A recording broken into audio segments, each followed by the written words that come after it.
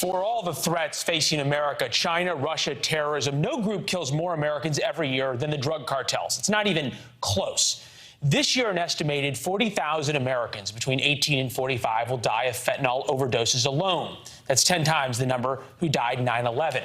When terrorists killed Americans on 9/11, we hunted them down. When ISIS started kidnapping and killing Americans in Syria, President Obama sent U.S. forces into Syria. He ordered multiple drone strikes on ISIS leadership and sent special forces to destroy their training camps. So to be clear, when you kill Americans as a terrorist, we will kill you.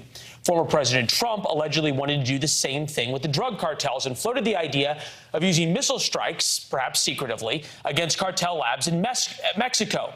Mark Esper wrote about it in his new book, The Former Defense Secretary to Predictable Reaction.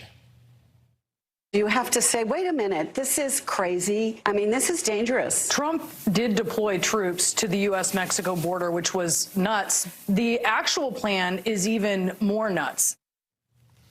Former Defense Secretary Mark Esper is here with us. The book is Sacred Oath, Memories of a Defense Secretary During Extraordinary Times, the memoirs themselves. It's a great read. Mr. Secretary, thank you for being here. What was the plan, if there was one, to take out the drug labs? Well, first of all, Leland, it's great to be with you today, so thank you. Look, there was no plan. President Trump pulled me aside and suggested that maybe we shoot missiles into Mexico quietly to take out the cartel drug labs. And as I write in my book, look, I had a lot of respect for the sincerity for which he felt for Americans and our country being attacked by drugs in the streets, how much it tears up communities and families. But as I said to him, you know, Mr. President, that's not the way to do it. It would be illegal. It would be an act of war.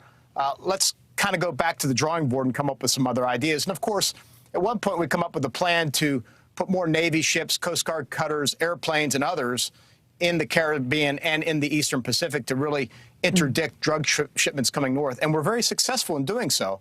In fact, the president went down to Miami to celebrate those successes. No, and admittedly, those successes on the high seas we're celebrating. Still, the cartels will operate largely with impunity in Mexico. There was some things during the Trump administration that really worked, and during the end of the Bush administration that really worked as well. But Delta Force went into Colombia to hunt Pablo Escobar. We went into Panama to grab Noriega. Why not put the thumb screws to the Mexicans and say either you clean house or we're coming down there to do it ourselves?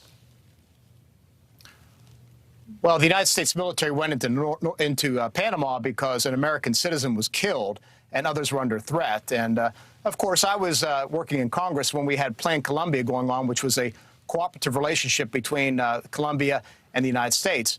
Look, I think the way to approach it would have been, as you might have suggested, a cooperative arrangement between the United States and Mexico, whereby we look at different options. And if it means working with them, I would prefer through law enforcement to go after more directly these labs and cartels, then so be it. But in my mind, that was the way to approach it, not to conduct an illegal missile strike against labs in Mexico. I understand. Is there anything to the idea of taking then President Trump perhaps seriously, but not literally, in that using the U.S. military and our power to go after these cartels that are basically de facto nation states in parts of Mexico might make a difference that so far the war on drugs hasn't been able to? Well, look, I understand the appeal. It would be personally appealing as well, right? But that's just not the way you do things. And if that's the way we want to tee things up, then there should be a National Security Council meeting where we float ideas and consider the pluses and minuses. And that includes not just the use of the military, but diplomatic action, economic action, trade sanctions. I think all those things should be put on the table and kicked around. But that wasn't the way this came about. It seems as though that's sort of the way a lot of things may or may not have happened in the Trump administration. You outline well in your book. We'll read about it in the full book, and we'll look forward to having you back, sir. Thanks for your time.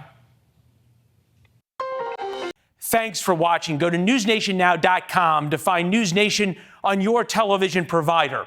And don't forget to subscribe. Click the red button to get more of NewsNation's fact-driven, unbiased coverage.